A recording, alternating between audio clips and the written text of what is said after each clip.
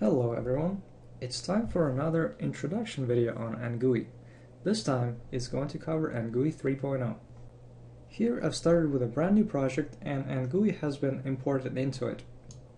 Now at this point you can examine the examples folder, open up the scenes folder and go through all the scenes that come with NGUI.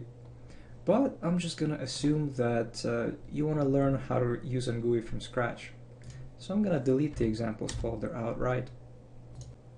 I'm going to start by adding some sprites. So I'm going to create a folder called sprites and import some sprites into the project.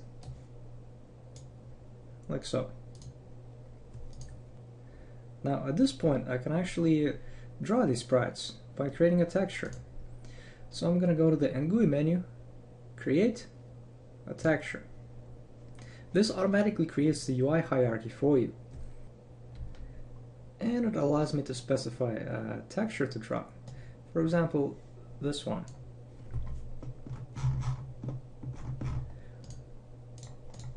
So now there's an actual texture in the scene and you can resize it, position it, rotate it, do whatever you want. And you could theoretically create your entire user interface just using the source textures. But it's a lot more efficient to actually create an atlas instead. So I'm going to open up the NGUI Atlas Maker. An atlas is basically a collection of widgets that are all sharing the same texture. And this gives them the ability to be drawn in the same draw call. And saving draw calls on mobile devices is very important. So what I'm going to do is I'm going to create an atlas using these textures here. I just give it a name, say my atlas, and click the create button. And now I have an atlas to work with. If at any time you happen to change one of the source textures, just open up the Atlas Maker again, select the sprite that you changed, and click the add update button again. Removing sprites from an atlas is equally easy, like this. And of course I can add it back in. So now that I have an atlas, I'm going to delete the texture that I've dropped into the scene, and I'm going to create a sprite instead. Now to create a sprite you can actually go through the NGUI menu, create a sprite, or you can use the hotkey Shift-Alt-S. Now you notice that when I created a sprite, it automatically pulled a sprite from my atlas and automatically chose the atlas that I've just created. And just like the texture before it, I can position it, rotate it, do whatever I want with it. Now when drawing a sprite, you actually have different options. Simple is just a sprite as you see it right now. You can also make it tiled, for example, when it just keeps repeating the sprite over and over, filling the area of your choice. Or you can make it filled. When it's filled, you can specify different filling options and create effects like this, for example, for a cooldown effect. Of course, there's ways to create other filling effects as well.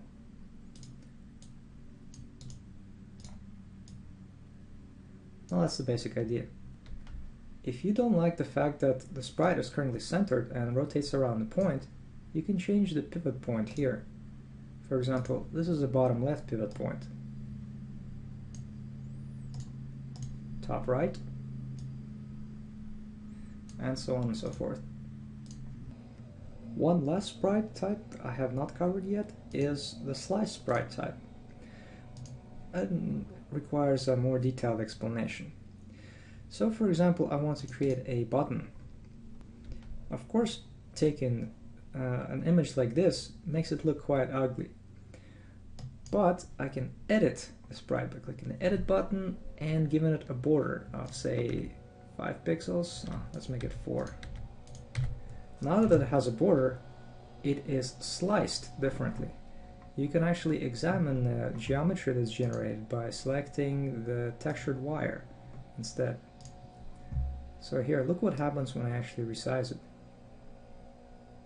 You can see that the borders actually stay the same size. It's only the center that actually gets resized.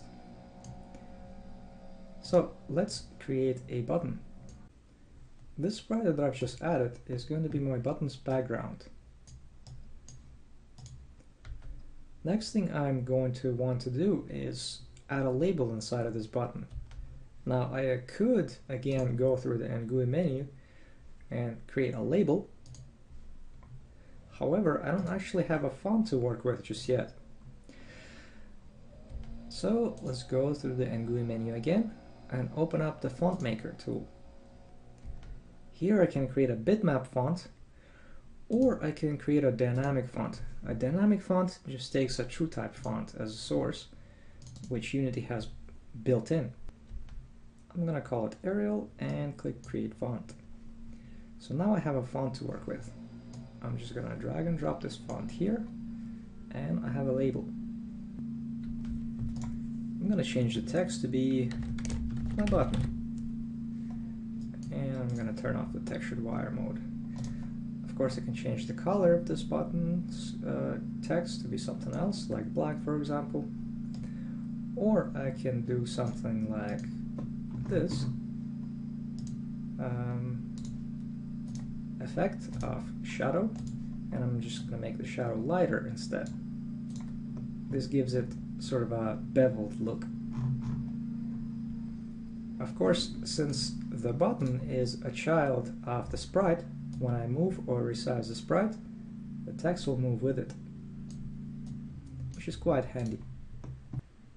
If you ever find yourself in a position where something you've added needs to be in front of something else or behind something else, you can actually do that through the NGUI menu as well. Bring widget forward or bring widget back, or use Control minus Control plus shortcut keys. Or if it's actually a widget, you can use these buttons as well, forward or back. So for example, if I wanted the label to be behind the text, I would just push the back button. But of course I want it to be in front. Well, let's make this button do something. I am going to add a collider to this button by going through the NGUI menu again and attach a collider. Shift-Alt-C is the shortcut key for it. If there's already a collider present and it's of different size, you can actually do the same thing and it will adjust the size for you automatically. Now it is important to know that in order for NGUI stuff to receive events, there has to be a collider present. And on the same note, one thing you definitely are going to want to adjust is going through Edit, Project Settings, Physics, and make sure that Raycast Hit Triggers is on. Oh, and here's a useful hint, by the way.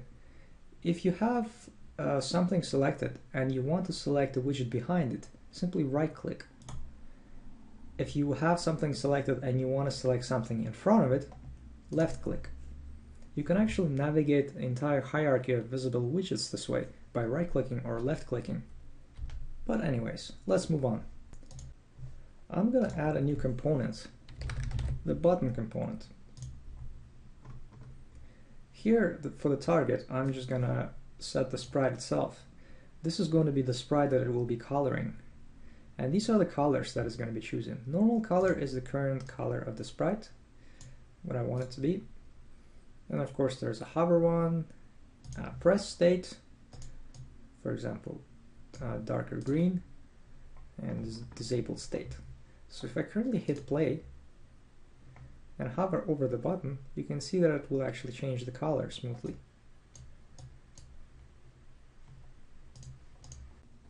And now let's have a look at how you can make it do something.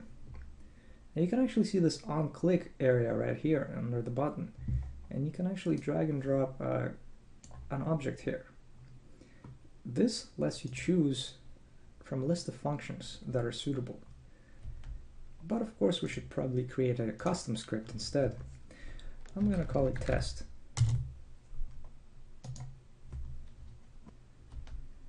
And I'm going to modify this script to have a public function.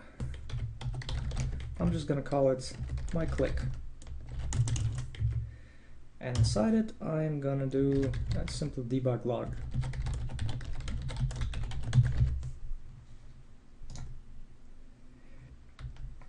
And now if I actually go through the drop down menu again, I will be able to select it right here. So if I hit play and click the button, you will see the debug log printed out. Of course I can move this script somewhere else, say for example, I don't know, on the panel. And then I will be able to select the panel here and choose the click function, much the same, and it will still work perfectly fine. Well, let's do something different. Let us create a cube in world.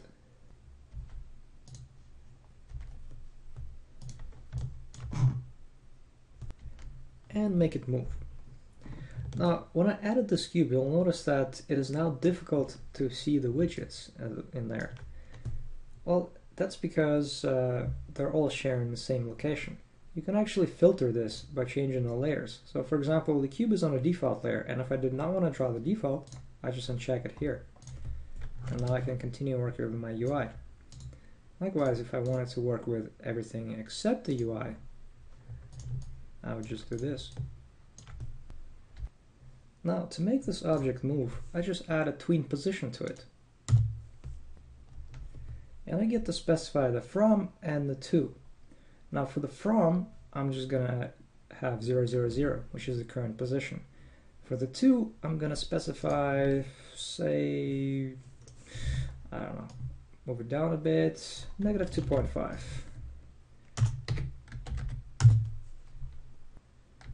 Now if I hit play, it'll start playing automatically and the object will move. If I don't want this to happen, I just uncheck the tween position script. So now it will be inactive. What I want to do instead is have my button activated. So I'm gonna get rid of this guy and then just drag the cube over to the field and specify tween position play. Now if I hit play here and I click my button, it'll start moving. Now I can also specify toggle instead, and then this way, see, it actually moves back and forth. So if you had a door that needed to be opened by clicking on a button or something like that, you can actually do it like this. Nice and simple. Now this is fine for triggering the tween on a click, but what if I wanted to do something else? Like for example, I wanted the tween to be triggered on hover. There's another component called play tween. If you add this one, there are a lot more options. Of course, the first thing you should do is drag in a cube here so it works with the cube, and then you can specify different conditions. Like here, by default it is on click, so exactly what we had before. But say I want to specify on hover instead. Now when I specify on hover, it means it is going to trigger the tween playing forward when I hover over, and is going to trigger it playing backwards when I hover out. So let's give it a try. Hit play, hover over it, hover out.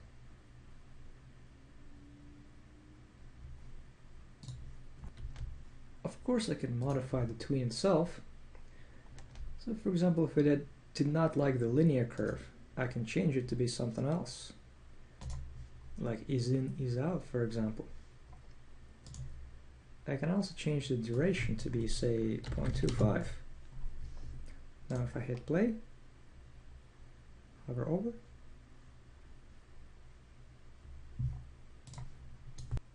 of course I can also daisy chain events together. So for example, if I was to take this cube and duplicate it a few times, and I wanted to do something like have the original cube trigger the tween on the next cube and so on and so forth, I would do it like so. Drag it in here, hit play, next one, drag it, play, and so on and so forth. Now let's see what happens when I hit play. hover over it. Well, that was not very effective. Let's modify the positions a bit. For example, I'm gonna move this guy to 3, position from 3 everywhere. This one is at 2. This one is at 1. Let's try this again. That's more interesting. Now, I should probably mention that UI is not the only thing that can receive and send out events. If I was to take my UI hierarchy and just flat out disable it, I can still have the main camera send out events to all the objects that it sees. All I need to do is attach the camera script, well, UI camera script, to the camera object, and leaving it at the default settings, it will actually send out events to everything that it currently sees. So let's have this cube react same way as if it was a button. I'm gonna add a play tween script and just leave it as all the default values on click and so on. I'm gonna also move the camera so we can actually see what's happening. Game object align with view. And just to make it more interesting, I'm also gonna add a light source. Because let's face it, gray is quite boring. So now let's hit play. And click on this cube. Huh. Alright, well, enough mucking around with events. Let's go back to making the UIs. So, say for example I wanted to create an interesting looking window. Now the way I would do it is just by adding a sprite. And resizing it a bit, moving it to the background, and just giving it some sprite. Of course, it helps to add a border, same way we did it before.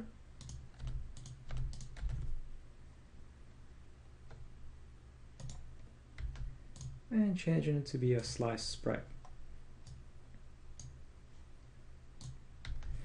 Now, of course, I can duplicate it by hitting Control D, same way as I would any other object. Position it a bit, and should probably add a label here as well.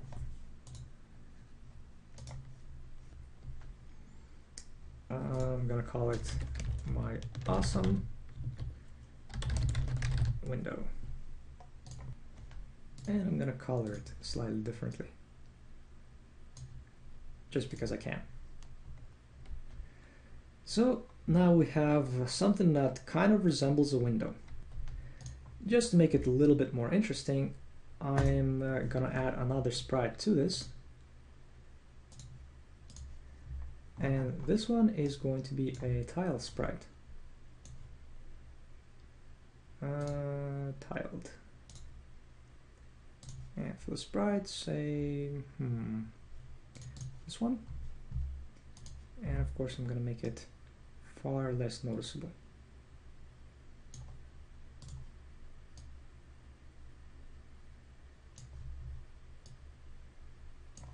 There we go. Now, you will notice that the stripes actually affect the button as well. That's because both this sprite, the tile sprite, and the button itself actually happen to share the same depth. I can correct it by moving it forward. And of course, I have to correct the labels as well. Okay. Now, it would be actually pretty useful is if you could actually select this window in its entirety and move it around as a cohesive, complete object. Well, you can. You can actually do that by selecting the root object that would be able to select all of them and giving it a widget container. If it's actually if it has a widget canary script on it, it allows you to select it like if it was actually a widget, and it allows you to move it around as a cohesive single object in the scene view.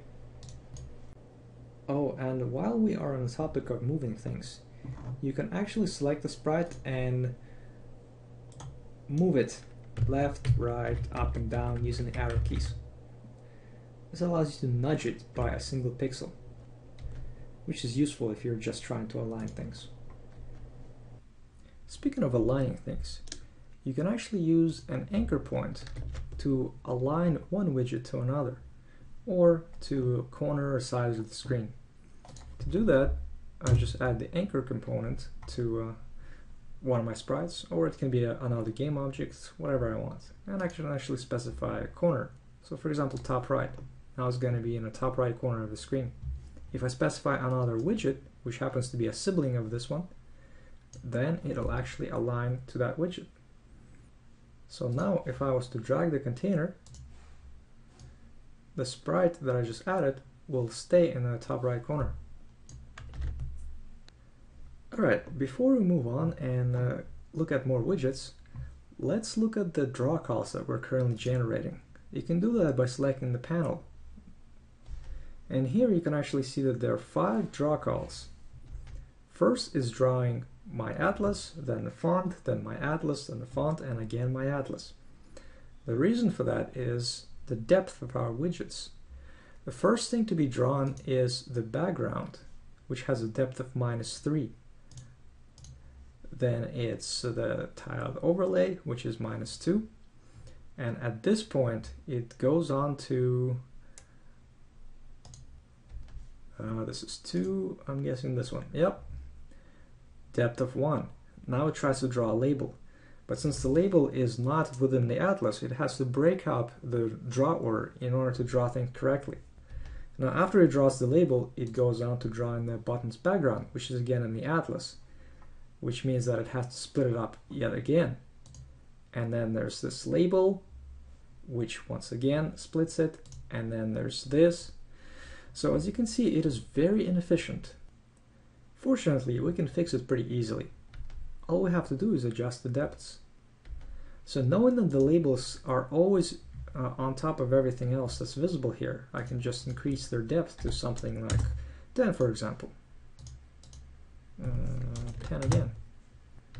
And now if you look at the panel again, you'll notice that it's down to only 2 draw calls. That's because it is able to draw everything that's used in the atlas first, and then it draws everything using the labels. Much better. Well, let's move on. Right now, if you actually hit play and then click here, it will react, even though I'm clicking on a window instead of the boxes. That's because the window doesn't actually have a collider, only the button does. So let's add a collider to the background sprite. NGUI, attach collider. There we go. Let's try this again. Much better. Let's add a couple more widgets. I'm going to move this button down here and add something else. So there's actually a tool that helps you add widgets. If you go to an NGUI menu, open and widget wizard, it'll show you this. So for example, if I wanted to add a scroll bar, I can use this, foreground, background, they're the same, vertical direction, sure, I'm going to add it to the panel. There, now I have a scroll bar. If I actually hit play, I can interact with it. Of course, I can change the color of the background to make it easier to see.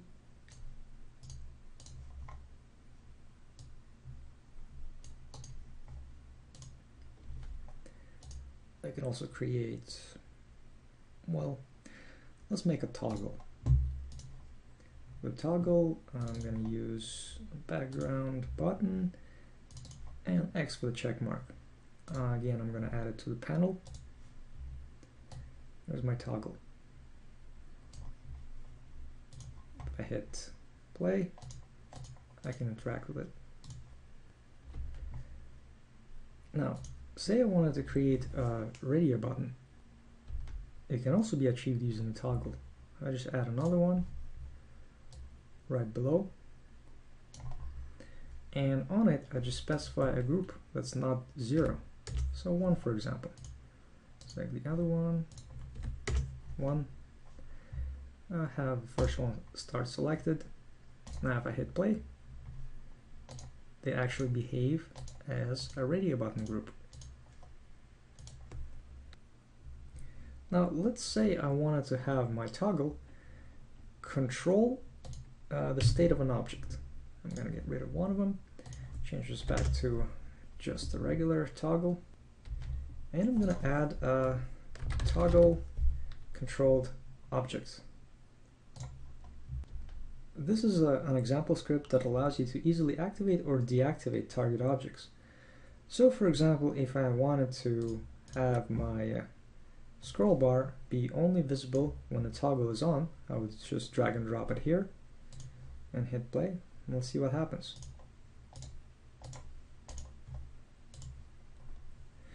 As you probably would have guessed by now, you can actually use this to show and hide parts of the window. So essentially you can create tabs on a window, all without having to write any code. Well, let's add a slider.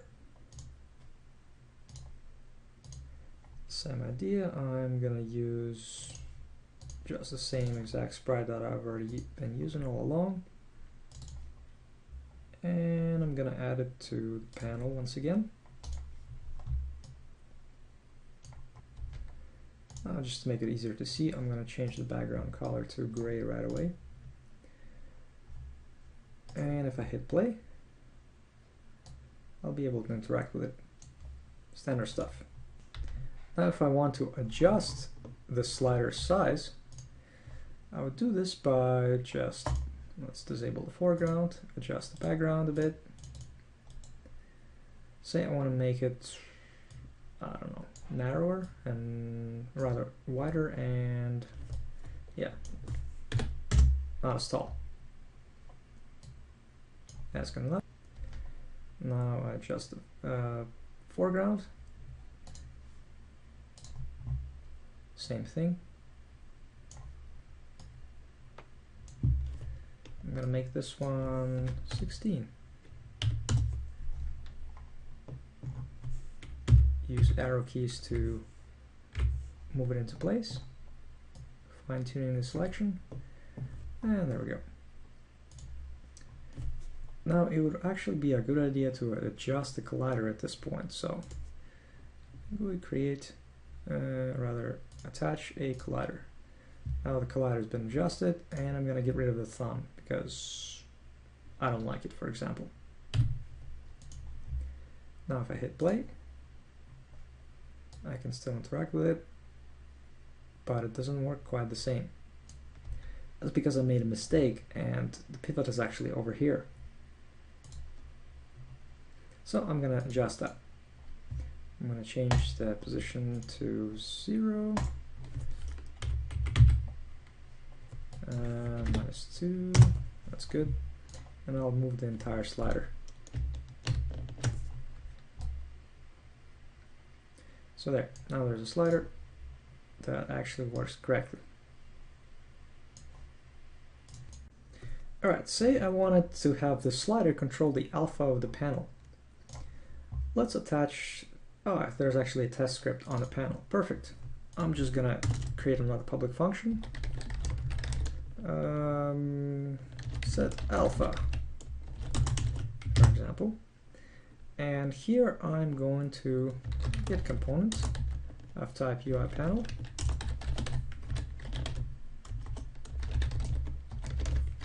And I'm going to set its alpha to be UI slider current value. Whenever you are working with the callback functions in NGUI, you can always get the current object you're working with just by using the current slider. So for example, if you're working with a toggle, it would be UI toggle current. If it was a scroll bar, UI scroll bar current, and so on and so forth. If you wanted to get information on what is causing this event to happen, you can always go UI camera current. This will give you a wealth of information on the current camera that sent out the event. Or you can do current touch ID that will tell you which touch is sending it out. You can also use current touch itself to get delta position, information on what is being dragged, the current position, and so on and so forth. But anyhow, let's test the functionality. Now that I have the script on the panel, I'm going to want to add it to the slider. So drag and drop on value change and specify set alpha. Now when I hit play and drag it, look what happens.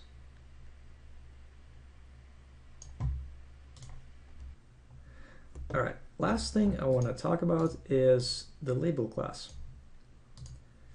So I'm going to add a label.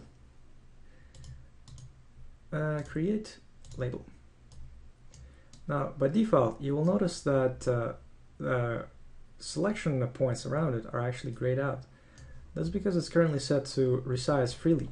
So as I type, you will notice that it's actually resizing.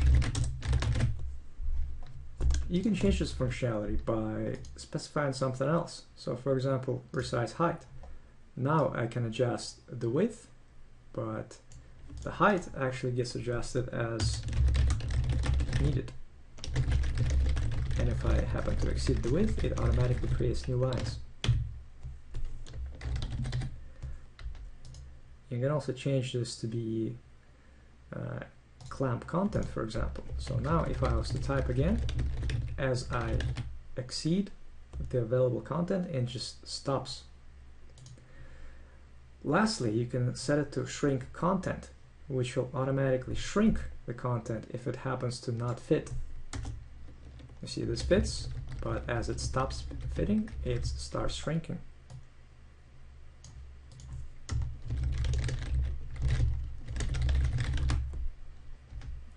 You can also embed colors within a label, like so. Well, one last thing before I go. If you happen to have something like a blue background, for example, which makes the selection handles more difficult to see, you can actually change the color of the selection handles themselves by going to the NGUI menu, handles, and say change to orange, for example. Now they're going to be orange. And this is the classic look of the previous version of NGUI, the green ones. Well, thanks for watching, guys, and I hope you found this video to be informative.